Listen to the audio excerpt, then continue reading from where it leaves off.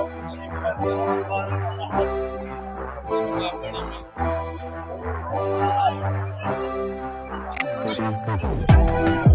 each sip from your lips.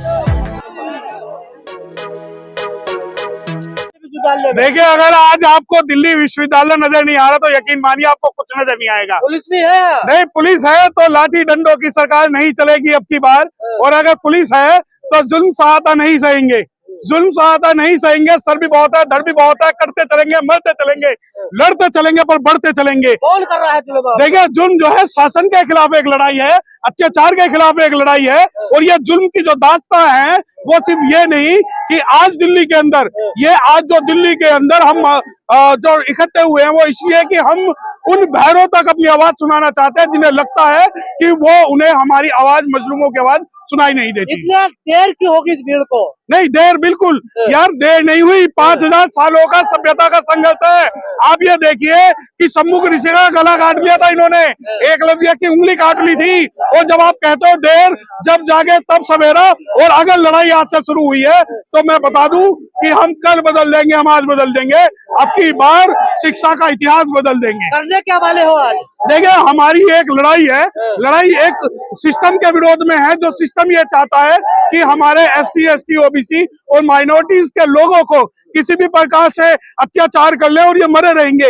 ये जिंदे लोग हैं और ये अपनी लड़ाई लड़ते रहेंगे। कौन कर रहा है अत्याचार? देखिए, अत्याचार बहुत सारे, ऐसा नहीं कि यहाँ पर जो सिर्फ VC अत्याचार कर रहा है।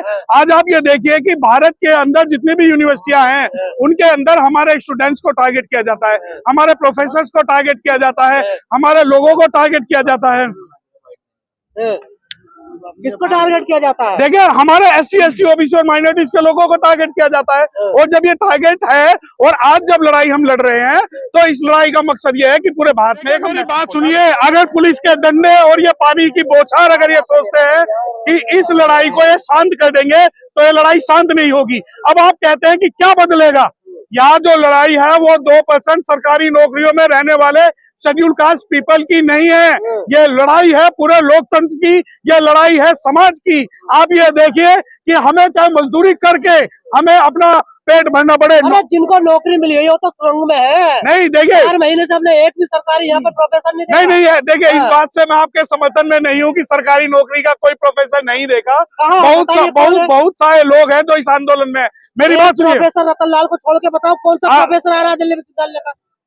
बाबा साहब सुनिए, बाबा साहब डॉक्टर भीमराव अम्बेडकर साहब ने जब ये कहा था, be educate, educate does not mean literate person. If a person is holding PhD degree and he is not fighting for the rights of the society, then he is not true educated person. अगर कोई अनपढ़ आदमी भी समाज की लड़ाई में साथ आ रहा है और जिन प्रोफेसरों की, जिन सरकारी नौकरियों वालों की आप अगर इस बारे में बात कर रहे हैं, नहीं खींचा जा रहा था, वो रो रही थी, तड़प रही थी और भावुक अपील कर रही थी, तब ये भीड़ कहाँ थी? नहीं, ये भीड़ जब भीड़ को पता लगा तो ये भीड़ यहाँ आई है। और सुनिए, ये भीड़ नहीं है, ये समाज का वो चेहरा है जो समाज आपके साथ कंधे से कंधा मिलाकर खड़ा है।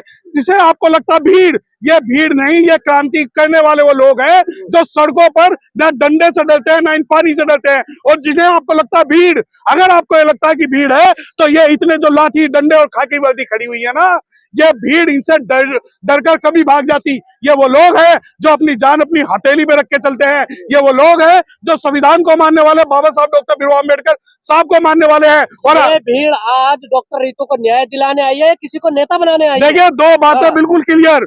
हम यहाँ पर खड़े हुए हैं तो हम यहाँ सिर्फ और सिर्फ डॉक्टर रितु के लिए नहीं खड़े, यहाँ हम किसी एक अत्याचार के खिलाफ नहीं खड़े। हम यहाँ खड़े हुए हैं संविधान को बचाने के लिए।